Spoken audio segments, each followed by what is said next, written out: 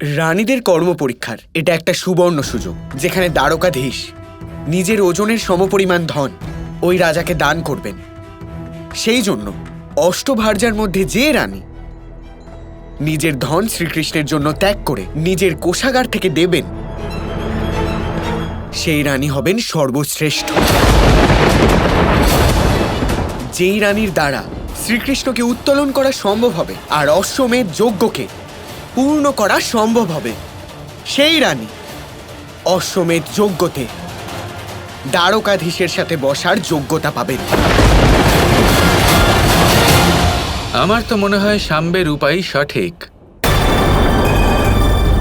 রানীর নির্বাচন আমরা এই ভিত্তিতেই করব।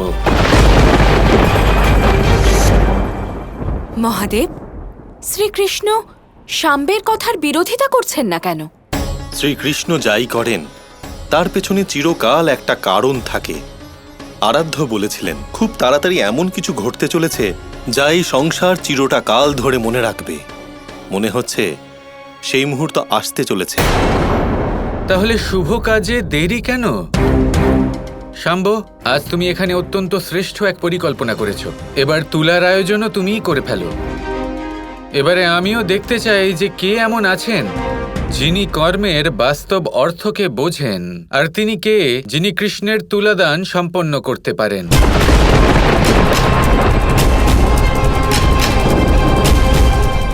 এবার আমার মাকে বিজয়ী হওয়ার থেকে কেউ আটকাতে পারবে না। মহাদেব, এইভাবে তো শাম্বই জয়লাভ করবে। ও ছলনা করে জাম্ববতীকে অবশ্যই সহায়তা করবে। শাম্বর এটা ধারণা নেই যে যাকেও তুলাদণ্ডে পরিমাপ করার কথা বলছে সেই শ্রীকৃষ্ণের ভার কতটা। শাম্ব তো দূরের কথা, সংসারের কোনো প্রাণী শ্রীকৃষ্ণের ওজন পরিমাপ করতে পারবে না। আর এবার শীঘ্রই সেই সময় আসতে চলেছে যা এই সংসার কখনো ভুলতে পারবে না।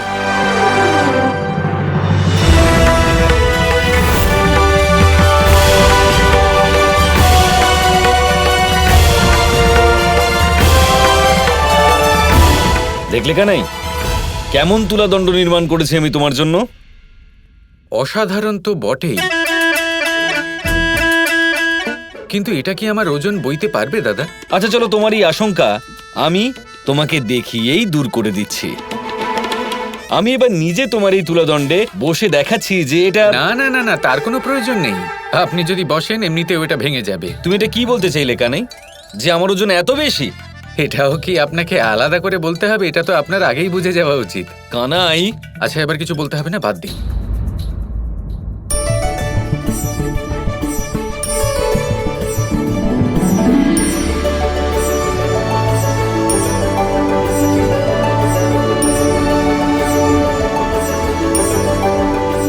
আরে বাহ দাদা, অসাধারণ তুলাদণ্ড নির্মাণ করেছেন। তাই না? কিন্তু দাদা, এটা কৃষ্ণের ভার বইতে পারবে তো? আবার ভেঙে যাবে না তো? তুমি আজ এটা প্রমাণ করে দিলে রাধা, যে সমগ্র দ্বারকাতে কারুর আমার উপর কোনো ভরসাই নেই। আরে দাদা, কি হলো? কৃষ্ণ, কি হয়েছে দাদার? উনি এত রেগে আছেন কেন? বাদ দাও। তুমি এক কাজ করো, অষ্টভার্যাদের যত তাড়াতাড়ি সম্ভব এখানে আমন্ত্রণ জানাও। তুলাদান শুরু করা যাক। অষ্টভার্যা এখানে এলেন বলে কৃষ্ণ?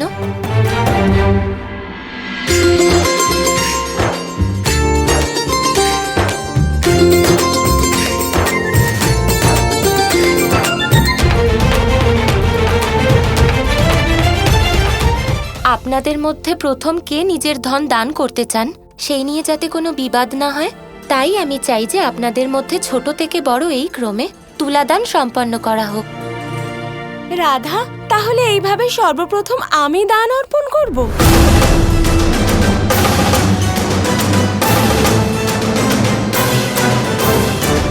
আমার কাছে শ্রীকৃষ্ণের ওজনের চেয়ে বেশি সোনা আছে। আমার বিশ্বাস এইবার আমিই বিজয়ী হব।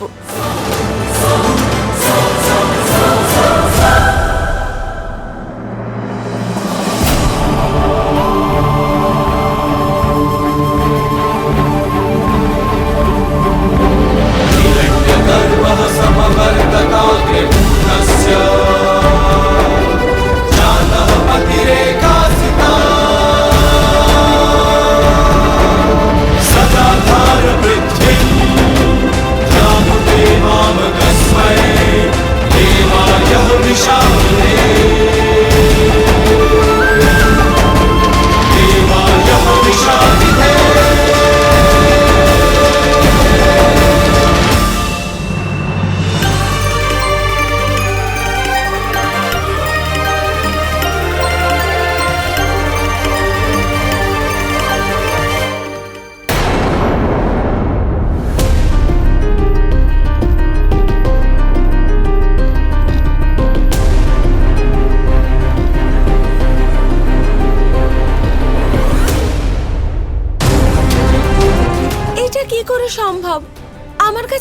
স্বর্ণালঙ্কার ছিল।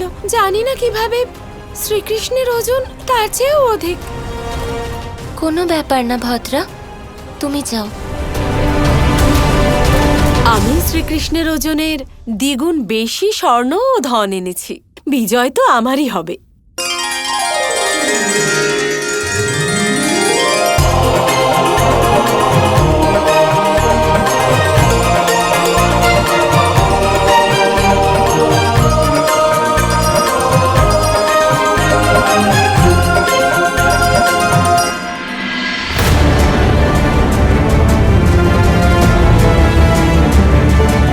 অসম্ভব, আমার বিশ্বাসই হচ্ছে না। আমার স্বর্ণ আর ধন শ্রীকৃষ্ণের ওজনের চেয়ে কম।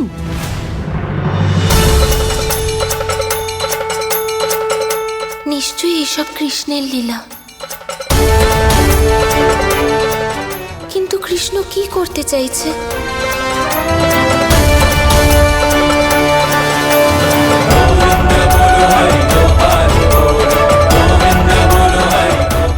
এত স্বর্ণ আভূষণ দেওয়া সত্ত্বেও তুলাদণ্ড নড়ল না।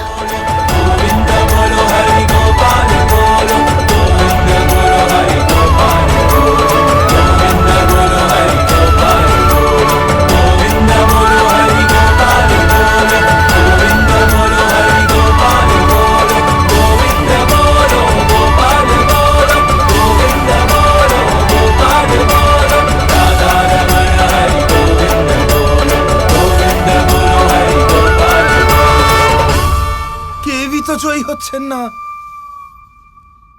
এ আপনার কেমন লীলা প্রভু?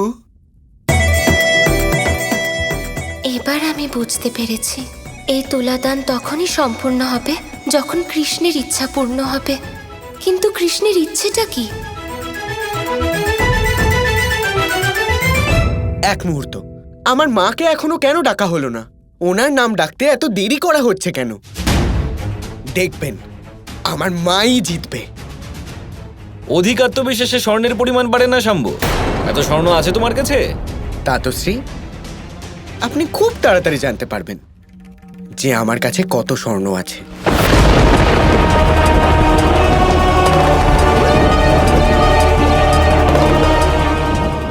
আমার কাছে সমগ্র দ্বারকার সমপরিমাণ সোনা আছে।